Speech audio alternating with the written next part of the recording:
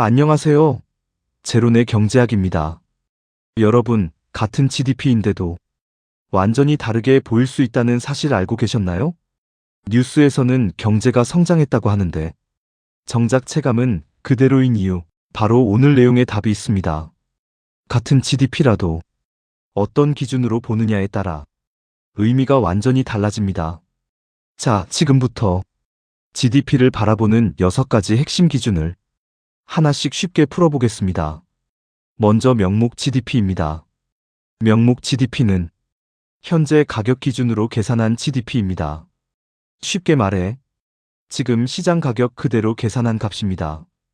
예를 들어, 작년에 빵이 1,000원이었고, 올해는 1,200원이 됐다고 가정해 보겠습니다. 생산량이 그대로여도 가격이 올랐기 때문에 명목 GDP는 증가합니다. 여기서 문제입니다. 이게 진짜 성장일까요? 아닙니다. 단순히 물가가 오른 것일 수도 있습니다. 그래서 등장하는 게 두 번째 실질 GDP입니다. 실질 GDP는 물가 변화를 제거한 GDP입니다. 쉽게 말해 순수하게 생산량만 본다는 개념입니다. 기준연도 가격을 사용해서 현재 생산량을 계산합니다. 그래서 경제가 실제로 얼마나 성장했는지 정확하게 보여줍니다. 즉, 명목 GDP는 돈 기준, 실질 GDP는 양 기준입니다. 자, 세 번째입니다. 잠재 GDP입니다. 이건 조금 중요한 개념입니다. 한 나라가 무리 없이 생산할 수 있는 최대 생산량입니다. 쉽게 말해, 이론적으로 낼 수 있는 최대 실력입니다. 예를 들어, 공장, 노동력, 기술이 모두 정상적으로 돌아갈 때 나올 수 있는 최대 GDP입니다. 여기서 중요한 건 과도한 생산은 포함되지 않는다는 점입니다. 무리하게 돌리면 물가 상승, 즉 인플레이션이 발생합니다. 그래서 잠재 GDP는 경제의 건강 상태를 보여주는 기준입니다. 자, 네 번째입니다. GDP 디플레이터입니다. 이건 물가를 측정하는 지표입니다.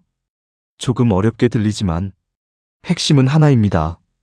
GDP 안에 포함된 전체 가격 수준, 소비자 물가지수 CPI가 일부 품목만 보는 것이라면 GDP 디플레이터는 경제 전체를 보는 물가지수입니다. 100보다 크면 물가 상승, 100보다 작으면 물가 하락입니다. 그래서 명목 GDP와 실질 GDP의 차이를 설명해주는 중요한 지표입니다. 자, 다섯 번째입니다. GDP 갭입니다. 이건 실제 GDP와 잠재 GDP의 차이입니다. 쉽게 말해, 경제가 과열됐는지 침체됐는지를 보여줍니다. 만약 실제 GDP가 잠재 GDP보다 크다면 경제가 과열된 상태입니다. 물가 상승 압력이 커집니다. 반대로 실제 GDP가 더 작다면 경제가 침체된 상태입니다. 실업이 증가할 수 있습니다. 그래서 정부는 이 GDP 갭을 보고 금리, 재정 정책을 조절합니다. 자, 마지막 여섯 번째입니다. 경제 성장률입니다. 이건 일정 기간 동안 경제가 얼마나 성장했는지를 나타냅니다. 보통 실질 GDP 기준으로 계산합니다. 왜냐하면 물가 영향을 제거해야 진짜 성장만 볼 수 있기 때문입니다. 예를 들어 작년에 100, 올해 105라면 경제 성장률은 약 5%입니다. 이 숫자가 바로 뉴스에서 말하는 성장률입니다. 자, 이제 전체를 정리해 보겠습니다.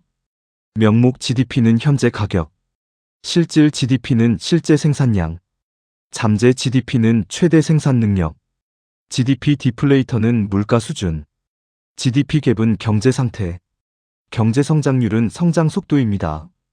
이 6개를 함께 봐야 경제를 제대로 이해할 수 있습니다. 다음 단계에서는 이 지표들이 실제로 어떻게 왜곡되고 왜 우리가 체감하는 경제와 다른지 더 깊이 파헤쳐 보겠습니다.